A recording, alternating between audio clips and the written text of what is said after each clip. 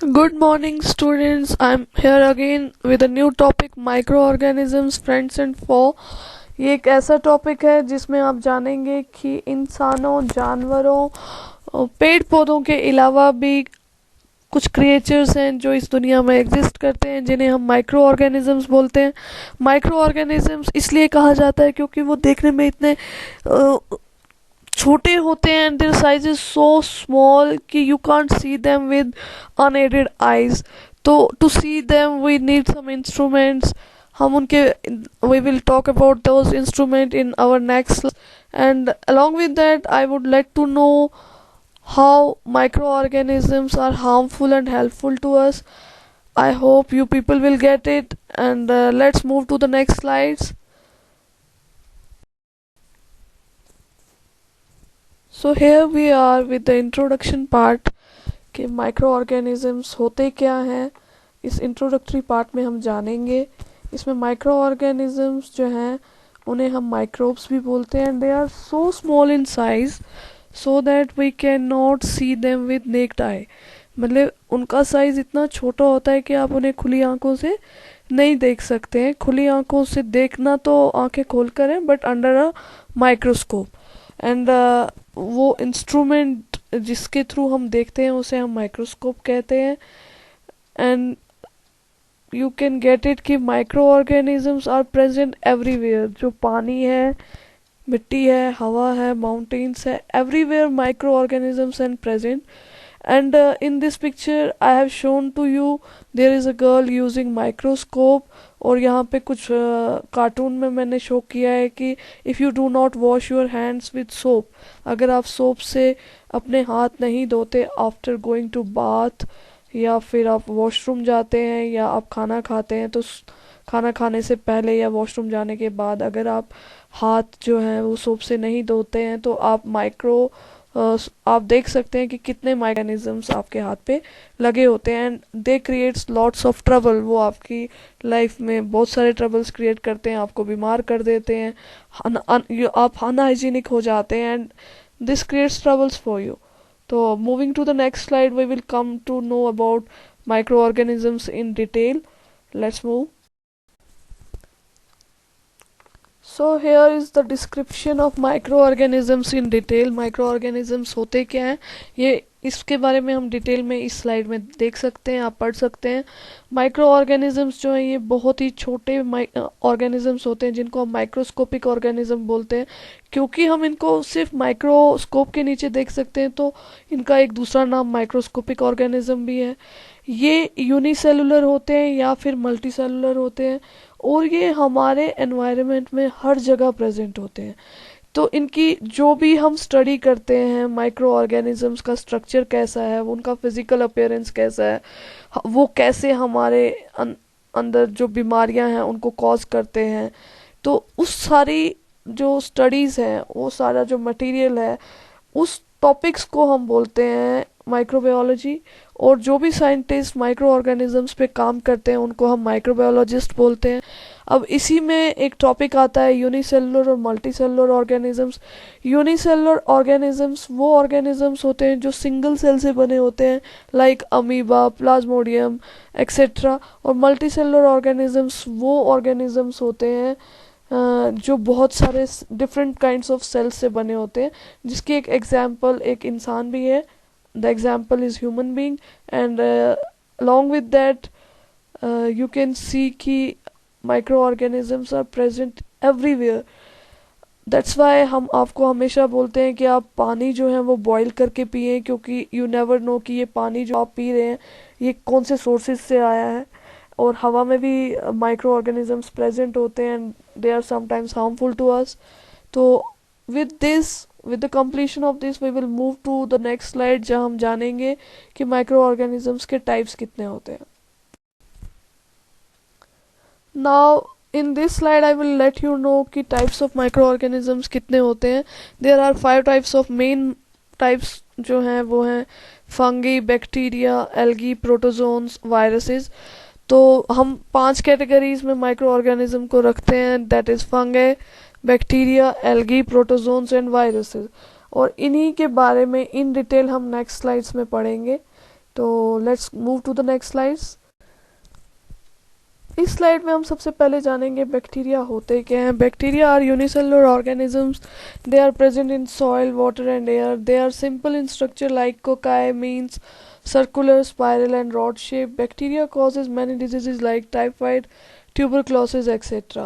Bacteria जो है ये यूनिसेलुलर सिंगल सेल्ड ऑर्गेनिजम्स होते हैं और ये single cell means they are made up of same type of cells and वो मिट्टी में, हवा में, पानी में हर जगह प्रेजेंट है। सेकेंडली उनका स्ट्रक्चर काफ़ी सिंपल होता है, जैसे वो सर्कुलर शेप के हैं, रॉड शेप के हैं या स्पाइरल शेप के हैं, जो कि मैंने आपको नीचे पिक्चर्स में शो भी किया हुआ है कि what are the shapes of bacteria. And moreover bacteria जो है ये कॉजेटिव एजेंट है कुछ मैनी टाइप्स ऑफ डिजीजेस जिसमें प्रेवलेंट है टाइफाइड और ट्यूबरक्लोसिस। ट्यूबरक्लोसिस का शॉर्ट नेम टीबी भी है, known to each and everyone. तो let's move to the next slide. In this slide we will know about fungi. Fungi होते क्या हैं? वो फंगाई या तो यूनिसेलुलर होते हैं या मल्टी सेलुलर, मतलब या तो वो सेम सेल से बने होते हैं या वो डिफरेंट काइंड ऑफ सेल से बने होते हैं। फंगाइस का मोस्टली स्ट्रक्चर जो है वो पेड़ों की तरह होता है, पौधों की तरह होता है, लेकिन इनमें मोस्टली क्लोरोप्लास्ट प्रेजेंट नहीं होता है। आपको जैसे पता ही है कि chloroplast is a main reason for photosynthesis process in plants. और ये जो क्लोरोप्लास्ट है वो फंगाइस में नहीं प्रेजेंट होता। इनकी शेप पेड़ों की तरह, पौधों की तरह ज़रूर होती है, लेकिन ये बहुत ही स्मॉल साइज़ के होते हैं।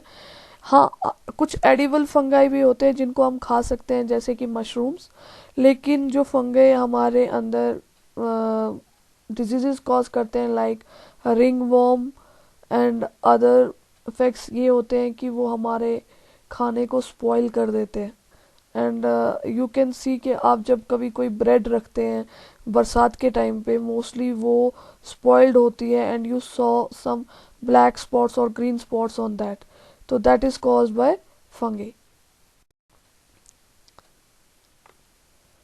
With this slide we will come to know about algae and protozoans। जैसे कि एल्गी जो है, ऊपर मैंने लिखा भी है, they are unicellular and multicellular organisms. Algae जो है वो single same type of cells से बने होते हैं या फिर वो बहुत डिफरेंट टाइप्स ऑफ सेल्स से बने होते हैं।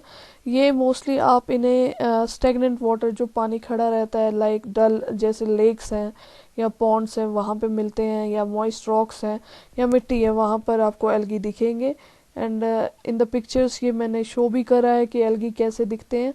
एंड थर्ड, द प्रोटोजोन्स जो हैं वो डिफर करते हैं एल्गी से, बिकॉज वो सिर्फ यूनिसेलुलर हैं, वो एक सेम टाइप ऑफ सेल से बने होते हैं like amoeba, paramecium, Plasmodium.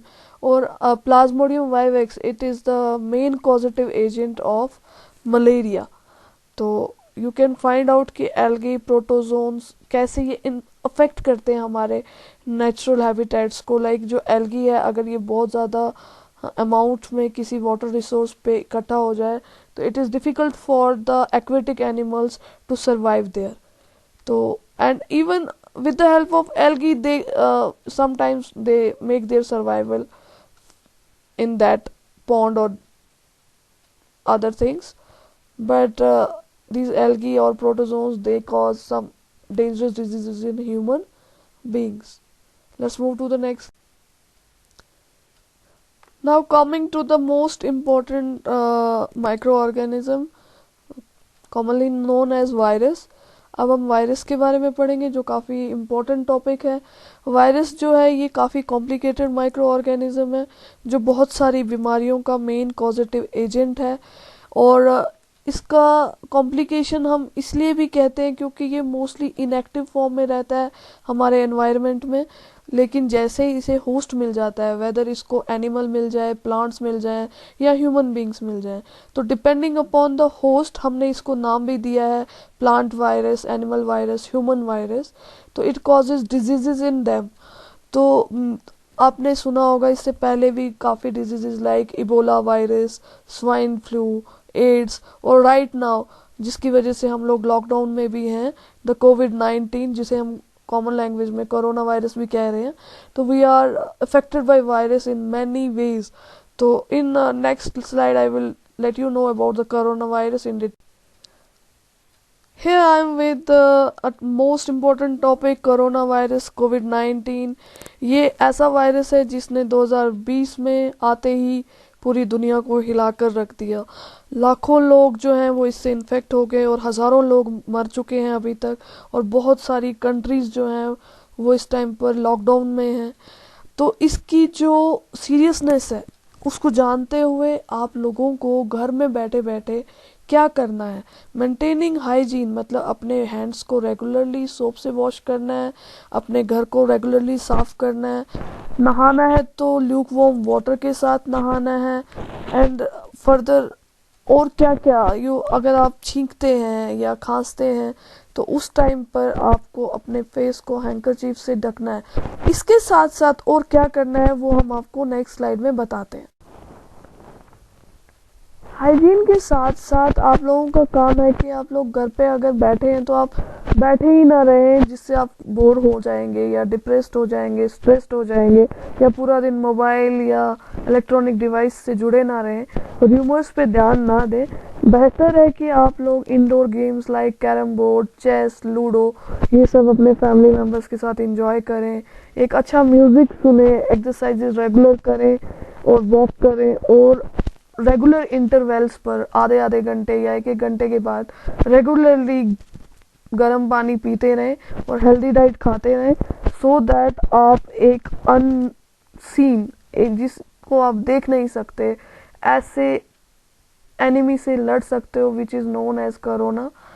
And I hope you get all the chapter properly. So let's end this topic.